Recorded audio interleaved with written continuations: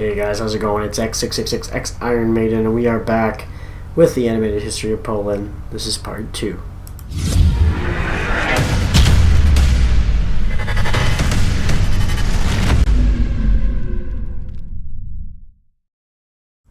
Alright guys, so the first part of animated history of Poland, we just did it the other day.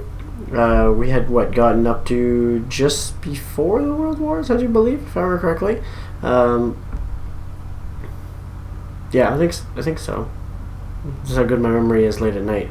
But anyway, I noticed that there's also a bunch of these for a bunch of other countries as well. So I think I'm going to keep going with the other ones. We have like Russia, Spain, Ireland, Ukraine, Finland, France. That's just to see if you hear Germany as well. So I think I'll definitely be checking those ones out as well in the future. I'm really enjoying these the animated history so far. So let's continue with part 2, right where we left off. This video was made possible by Skillshare. The first 500 viewers to use the link below to sign up can start learning for free for 2 months. Stick around to find out more.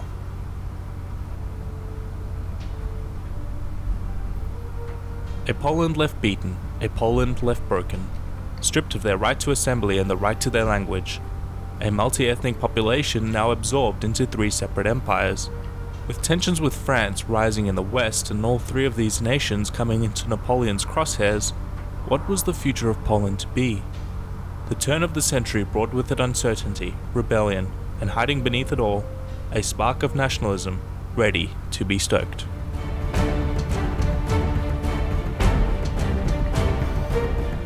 It wasn't World War, it was when they had completely gotten wiped off the face of the planet for a whole century? I just need a refresher. Life under imperial rule wasn't great, and the Poles began searching for a way out almost immediately. Restrictions had been placed on their language and religion. They were treated as second-class citizens. Many musicians, artisans, poets, and engineers all fled political persecution and lived out their days in exile. A people hard to quell, a people in search of solidarity. If only they could get help from someone on the outside. Napoleon, a despot, a tyrant, a threat to the monarchy. Or a champion of the Republic, a breaker of subjugations, a military genius with bold ambition. Napoleon was all of these things, and none of them. But to the Poles he was hope. Poland ended up being an important ally of Napoleon during his coalition wars, and he had granted them autonomy under the Duchy of Warsaw in gratitude for their help. But after the failed invasion of Russia, the Poles found themselves once again occupied by the advancing Russians, who then annexed more territory than they had in the partitions. The brief rebellion by the Polish people now vanished with Napoleon's exile. So, was it all for nothing then? Well, not really. The Age of Rebellion kept alive the spark that had burned brightly with Napoleon. Uprising after uprising was fought, and each generation was taught of the one that had preceded it, inspiring new resentment and new rebellion. The Poles found solidarity in their religion, their language, and their customs, eventually forming a romantic nationalism that would not be snuffed out. Instead of being successful militarily, they were successful in keeping the Polish spirit alive, along with influential people like Mickiewicz and Chopin. As the decades crept by and the hope for Poland seemed lost, there began to appear some light on the horizon. The Prussians and Austrians had gone to war for supremacy of a German nation-state, and Germany had been born out of the rubble. This, for many reasons, was not good. Suddenly, Europe's intricate balance of power had been destroyed. A war for dominance over the continent seems inevitable in hindsight to us now, but in those days it was diplomats who saw the coming danger. Pressure was building, diplomacy was failing, power was imbalanced. Something had to give, but what? World War I had begun with Austria and Serbia, but soon turned into a multi-alliance pan-European war fought on every part of the continent. The former allies of Austria, Germany, and Russia were now enemies. The former Polish lands were the epicenter of the Eastern Front, and Polish armies fought on both sides, and both sides were promising the Poles their freedom in exchange for their help. Eventually, the Russians and Romanians would be defeated and forced to hand over all their Polish lands to Germany in a peace treaty, setting up an occupied piece of territory for Polish people they more than likely had no intention of letting them keep. But with Russia knocked out of the war, the Americans had entered it, and one of Woodrow Wilson's 14 points was support for a liberated Poland.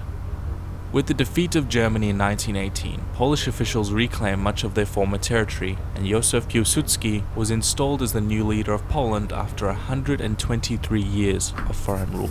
But the fight was not over. The Bolshevik Revolution had left Russia to fight a brutal civil war, and once it was over, the Red Army set its sights on the Polish lands they had recently lost.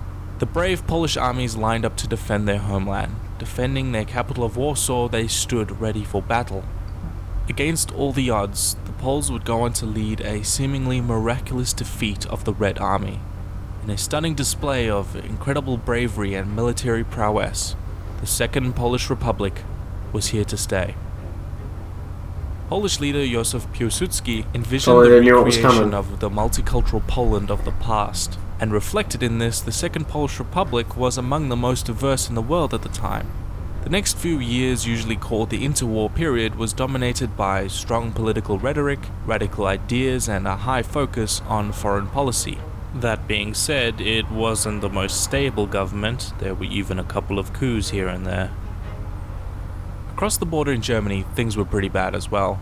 The crippled economy and political turmoil had allowed a radical like Adolf Hitler to come to power in 1933, introducing sweeping reforms of government and seizing dictatorial-like powers. It was not long before Poland came into Hitler's crosshairs. Invading the Republic would allow Hitler to attain many of his short-term goals, such as seizing the industrial heartland and reaffirming Germany as a military power, but also his long-term goals of eradicating Jews and other undesirables and invading his arch-rivals, the communist USSR. But in a completely unexpected move, the Germans signed the Molotov-Ribbentrop Pact, secretly dividing Poland into two spheres of influence, hoping to bide their time and not fight a two-front war. Good job, guys, I think that'll work out. The German army invaded Poland on the 1st of September 1939, beginning the Second World War. They were the first to taste the German Blitzkrieg, a radical new form of lightning warfare designed to punch deep into enemy lines and surround them, cutting off their defenses. Poland was not ready for this. It was super effective. Europe was not ready for this. The world was not ready for the Blitzkrieg.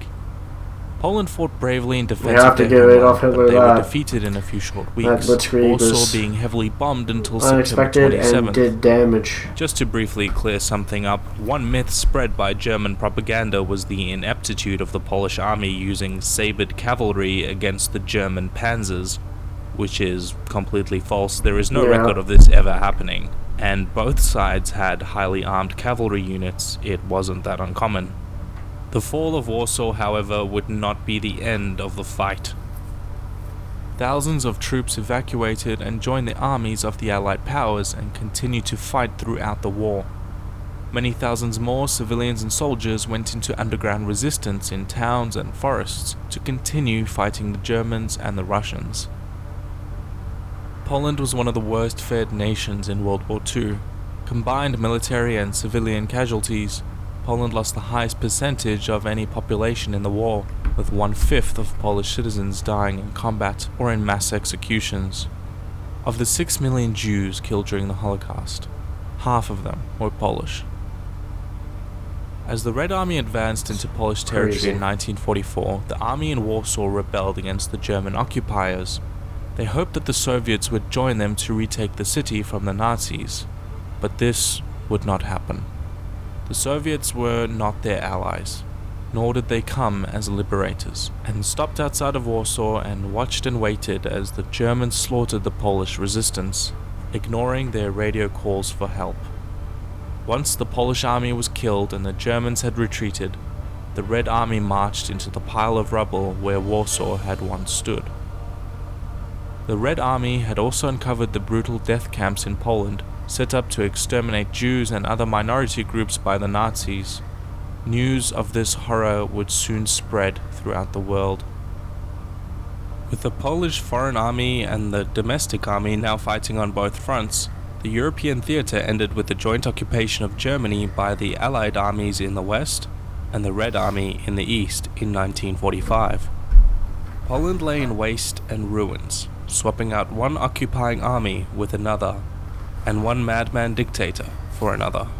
For better or worse, the Red Army was once again on Polish soil, and the atrocities and war crimes they committed on their advance meant that their stay would likely be an unpleasant one. Uncertainty was on everyone's mind.